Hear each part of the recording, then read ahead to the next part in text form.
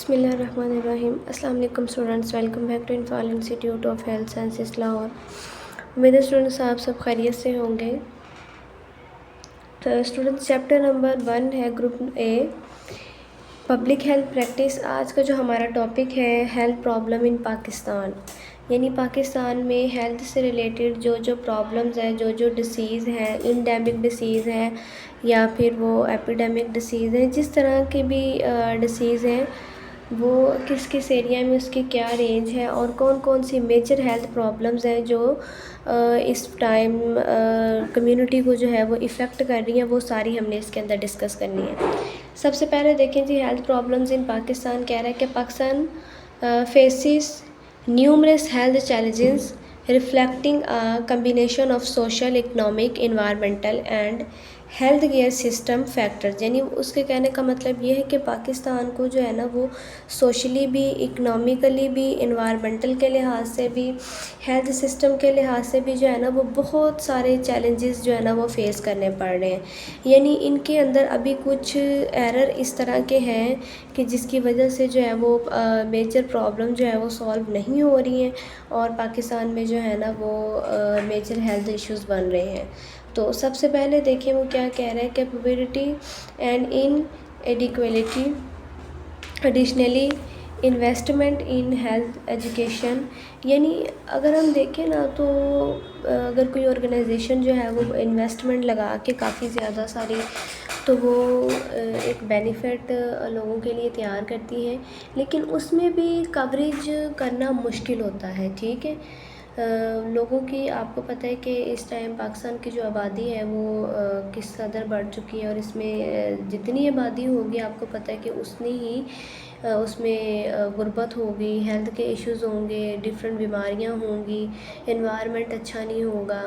ठीक है, तो सबसे पहले इसमें देखिए हमारे पास क्या इंडिकेटर आता है। सबसे पहले वो कह रहे हैं इन्फेक्शियस डिसीज़। ठीक है, यानी इन्फेक्शन से, सेप्टिक डिसीज़, इन्फेक्शन से फैलने वाली disease. Pakistan grapples with a high burden of infectious disease including tuberculosis, TB बहुत ज़्यादा है, मलेरिया है, डेंगू फीवर है, हेपेटाइटिस, हर घर में एक आध बंदे को हेपेटाइटिस होता है। ठीक है, डायरिया तो आपको पता है कि ये बहुत ही कॉमन है। ठीक है, डायरिया क्यों कॉमन है, उसकी रीज़न ये है कि हमारे जो इर्द गिर्द की खुराक है ना वो अच्छी नहीं है। ठीक है, वो अच्छी इस तरह से नहीं है कि अगर हम कुछ बाहर से फ़ास्ट फूड वगैरह खाते हैं तो वो सही से नहीं बनाया जाता। ठीक है, उसमें वही गले सड़े वो सब्ज़ियाँ वगैरह और अनहाइजेनिक प्लेस, इसी तरह से जो है ना वो बनाने से पहले बर्तन और हाथ वगैरह नहीं साफ़ करना, मतलब इस तरह के मेजर इश्यूज़ हैं जिसकी वजह से जो है ना वो बहुत सारे लोगों को डायरिया वगैरह हो जाता होता है। ठीक है, नेक्स्ट वो क्या कह रहे हैं कि this contribute significantly to morbidity and mortality rates specially among vulnerable population. ठीक है, और यही जो रीज़न्स हैं ये लोगों में मोर्टेलिटी और मोर्बिडिटी रेट्स को जो है ना वो बढ़ा रहे हैं। ठीक है, नेक्स्ट देखिए maternal and child health issues, माँ और बच्चे के सेहत से रिलेटेड इश्यूज़ जो है ना वो बहुत ज़्यादा है। मटरनल मोर्टेलिटी रेट्स में देखें क्या आता है कि Pakistan primary due to inadequate access to maternal health care services. ठीक है, अब उसमें किस तरह से आ रहा है कि ड्यूरिंग प्रेगनेंसी पुअर न्यूट्रिशन, खुराक अच्छी नहीं मिलती है। ठीक है, limited awareness of maternal health issues, health से रिलेटेड जो है ना वो अच्छी गाइडेंस वगैरह नहीं मिलती है। इसी तरह बच्चे से रिलेटेड जो है ना वो कॉमन डिसीज़ है, माल न्यूट्रिशन, खुराक की कमी, बच्चों को ग़िज़ा जो है वो अच्छी नहीं मिल रही प्रॉपर, जिसमें मतवाज़न ग़िज़ा एक बैलेंस डाइट होती है वो नहीं मिल रही। इन्फेक्शियस डिसीज़ की वजह से बच्चा आए रोज़ जो है वो बीमार हो जाता है। ठीक है, इस तरह से करके जो है ना वो बहुत सारे रीज़न्स हैं। नेक्स्ट देखिए माल न्यूट्रिशन यानी खुराक की कमी। खुराक की कमी की सबसे बड़ी रीज़न जो है वो यही है कि इकनॉमिकली लोगों को जो है ना वो कारोबार नहीं मिलते, उनकी इनकम कम है, अगर मिलती भी है तो उनकी इनकम कम है, जिसकी वजह से जो है ना वो उस चीज़ को मैनेज ही नहीं कर रहे होते। ठीक है, और फिर बच्चे जो है वो बीमार हो जाते हैं। खुराक की कमी हो तो ऑटोमेटिकली आपको पता है फिर बच्चों ने बीमार ही होना है। ठीक है, नेक्स्ट देखें नॉन कम्युनिकेबल डिसीज़ ऐसी डिसीज़ हैं कि जो एक बंदे से दूसरे बंदे तक नहीं फैलती है, लेकिन इनकी रेंज बहुत ज़्यादा है, ठीक है। और कम्युनिकेबल डिसीज़ ऐसी डिसीज़ होती हैं जो एक बंदे से दूसरे बंदे तक फैलती हैं, ठीक है। अब देखिए ये कौन सी डिसीज़ है, डायबिटीज़। आपको पता है कि हर घर में शुगर का एक आध मरीज़ होगा।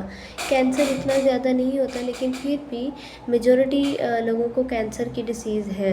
रेस्पिरेटरी डिसऑर्डर, सांस की बीमारी, किसी को सांस की एलर्जी है, किसी को वैसे स्किन एलर्जी वगैरह है, ठीक है। तो ये सारी चीज़ें जो है ना वो पाकिस्तान में बहुत ज़्यादा है, ठीक है। अब ये किस तरह से है कि such as unhealthy diets, sedentary lifestyle, अच्छा लाइफस्टाइल ना हो, तंबाकू यूज़ वगैरह करते हो, एयर पोल्यूशन, ये बड़ा इफ़ेक्ट करती है, ठीक है। तो इस तरह की जो सारी चीज़ें हैं ना ये मोर्टेलिटी रेट को जो है वो इंक्रीज़ करती हैं। नेक्स्ट देखें जी, limited access to health care services. Health care access services में जो है ना वो लिमिटेड एक्सेस का होना, access to health care services remain the significant challenges in Pakistan, ठीक है। कि अभी भी पाकिस्तान को जो है ना ये चैलेंज फेस करना पड़ रहा है, particularly in rural and remote areas. Rural area में, रिमोट एरिया में ये मसला बहुत ज़्यादा इंक्रीज़ कर चुका है। Where health care infrastructure is often inadequate, many individuals face barriers to assessing essential healthcare services due to factors such as poverty, lack of transportation and cultural beliefs। Next देखें जी, water and sanitation issues, ये बहुत बड़ा मसला है। आपको पता है कि सीवरेज का जो है ना वो इस कदर निज़ाम ख़राब है कि हर जगह पे जो है वो ओपन मेन होल ओपन होते हैं, और लोगों ने जो है ना वो सैनिटेशन का कोई अच्छा जो है ना वो इंतज़ाम नहीं किया होता है। इसमें ये क्या कह रहा है कि access to clean water and sanitation facilities is limited, यानी लिमिटेड है, नहीं मिलती, किसी इलाके में प्रोवाइड की जाती है, किसी में नहीं। नेक्स्ट वो क्या कह रहा है कि in many parts of Pakistan leading to increase risk of water borne disease like cholera है, टाइफाइड है, हेपेटाइटिस है। Poor sanitation practice contribute to environmental population and public health hazards. Next देखिए क्या कह रहा है कि addressing this health problems in Pakistan requires comprehensive and coordinated efforts across multiple sector including health care. अब वो ये कह रहा है कि इन सारी चीज़ों को जो है ना वो सॉल्व करने के लिए मल्टीपल लोगों को, ऑर्गेनाइजेशन को एक हो के बैठना पड़ेगा, ठीक है, एक सेक्टर में बैठना पड़ेगा, तब जाके जो है ना ये हेल्थ इश्यूज़ जो है ना इनको सॉल्व किया जाएगा, ठीक है। जिसमें वो कह रहा है कि infrastructure development, socio economic empowerment strategies aim to improve public health outcomes in Pakistan including expanding access to healthcare services, implementing preventive health interventions। तो इसी तरह से जो है ना ये बहुत सारी इस तरह की स्ट्रैटेजीज़ आती हैं कि जो अभी पेंडिंग है, रिमेनिंग है, इसकी वजह से जो है ना वो बहुत ज़्यादा हेल्थ इश्यूज़ बन रहे हैं, ठीक है।